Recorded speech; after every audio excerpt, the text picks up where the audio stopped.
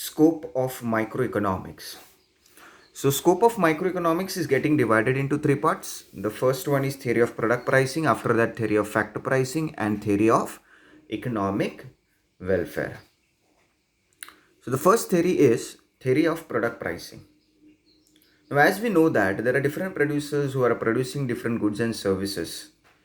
The very important decision for them is what should be the price of their product. For that purpose, in microeconomics, we are having the theories of demand and theories of supply, or else where we can analyze the demand and supply side by studying consumers' behavior and producers' behavior, because demand and supply are the two very important forces which determine the prices of the individual products. So by making the use of these theories, we can easily set the prices of our products. Okay, so theory of product pricing is very important for determining right prices for the different goods which are being produced by different producers individually. After that, the next theory is theory of factor pricing. So when we talk about factor pricing, now what is the meaning of factor? As we know that in the production activities, there are different inputs which are being utilized, that all inputs all together are called as factors of production. So factors of production are getting broadly classified into four different parts, that are nothing but land, labor, capital and entrepreneur. So when we talk about this all factors of production, we are required to pay them their respective rewards. So that respective rewards are: land is required to be paid with rent, labor with salaries, oblique wages, capital with interest, and entrepreneur with profits. So how the respective rewards like rent, salaries, oblique wages, interest, profits are to be determined is also studied in microeconomics. Okay, because by making use of microeconomics and different theories within it, we can easily understand the costs which are being incurred on producing per unit of commodities, and from that we can easily decide the amount of rent, salaries, oblique wages, interest and profits which are to be paid to different factors of production. After that, the last point in scope of microeconomics is theory of economic welfare. Now, economic welfare or welfare means what?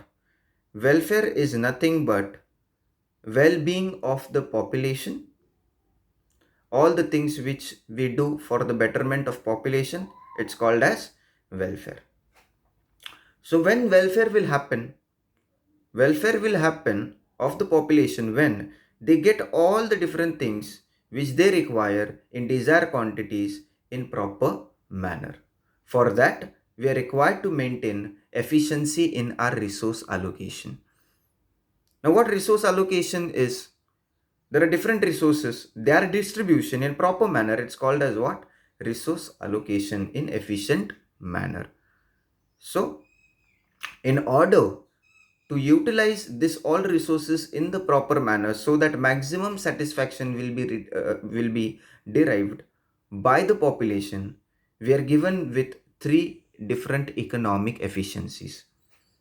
So to increase the satisfaction or to satisfy the different wants of the population, what we will have to do is we will have to first bring efficiency in the production activities. Now what efficiency in production activity is? Producing maximum amount of goods in the limited resources, it's called as efficiency in production. After that, the next point is efficiency in consumption. Efficiency in consumption means what? The goods which are being produced are required to be distributed amongst the people so that they can satisfy their different wants. The same thing is coming under efficiency in consumption.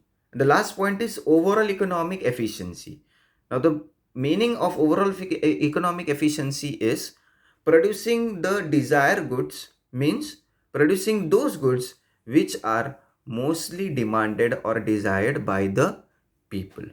Okay, so how these three efficiencies can be brought in our economy, that comes under theory of economic welfare.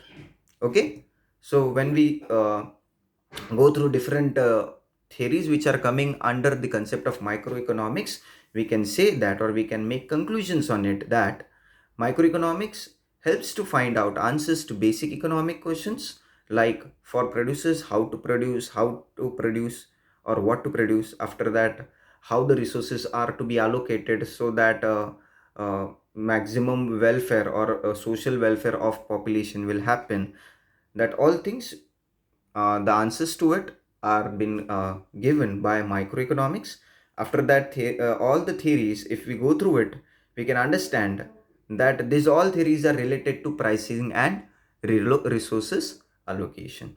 And the last conclusion which can be made from the theories of microeconomics or a scope of microeconomics is that microeconomics studies individual economic units and not aggregates. Therefore, it does not give solution for solving the problems of overall economy, like poverty, unemployment, etc. So all the different problems which are covering the entire economy are not studied under the concept of microeconomics, but only individual economic units are studied under microeconomics.